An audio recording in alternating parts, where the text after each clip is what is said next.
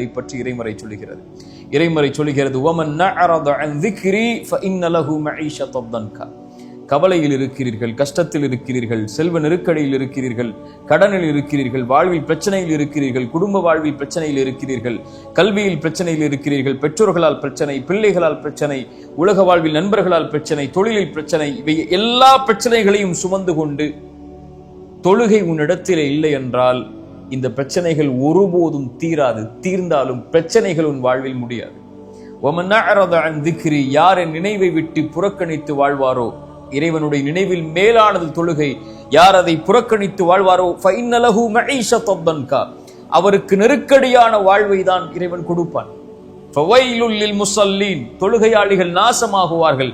அல்லதீன ஹும் அன் ஸலாத்திஹிம் சாஹூன், தொழுகையிலிருந்து பொடுபோக்காக இருப்பவர்கள்.